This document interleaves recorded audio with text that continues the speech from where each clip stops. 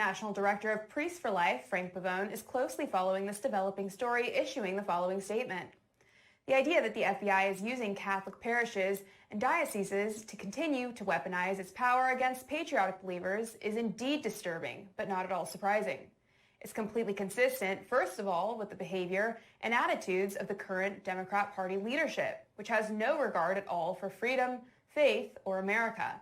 It despises the people and wants power for itself, not them. And joining me now with more is the National Director of Priests for Life, Frank Pavone. Excuse me, I got a little tongue-tied there. Frank, thank you so much for joining us today. It's so wonderful. Hi, Allison. It's great to be with you. Thanks for covering this story. Of course, I'm happy to do it. I mean, it needs to be done because this is just an absolute abomination for the FBI to be using undercover tactics to monitor religious groups. Frank, why do you think this is happening?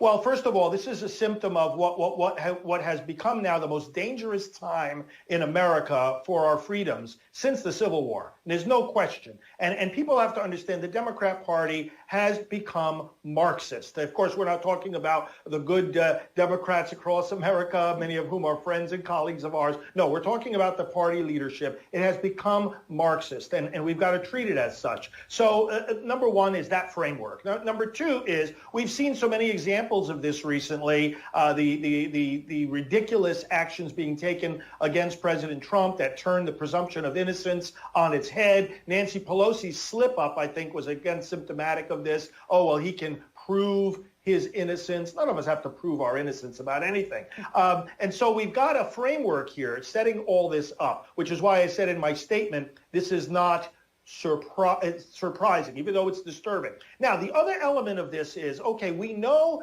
that religious faith is targeted. We know our pro-life movement is targeted. As a full-time pro-life leader, I see that every day. But I think that the point of concern here that may be getting lost in this story is that if you carefully read that leaked FBI memo, it's talking about cooperation with clergy and diocesan officials. So this is not only an attack on or a targeting of the churches, this is a collaboration with some of the church leaders. So it's FBI plus certain church leaders, i.e. some bishops, some diocesan officials, against us. Now, it's not that the FBI is concerned about theology. They don't care about the Mass being offered in Latin or in English. That's not the point, any more than the point is a sincere concern about racism. Here's what they're concerned about. Catholics and other believers who take their faith and apply it to elections and apply it to public policy. And they should be afraid of that from a Democrat point of view, because when we take our faith and apply it to public policy, the agenda of the Democrats would be over. Wow, that is a lot to take in, and I think you're right. I mean, it goes so deep, and I don't think people really understand the minor details that lie beneath this story here.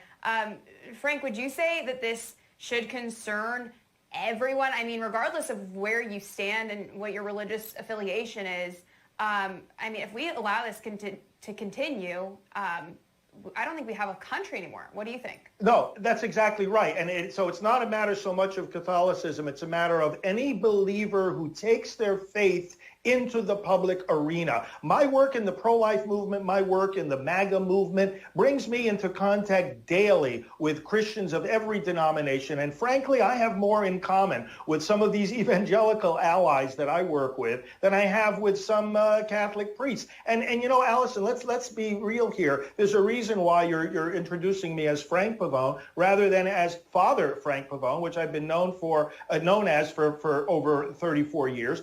Because of this very phenomenon. There are some within church leadership who are more Democrat than they are Catholic. For all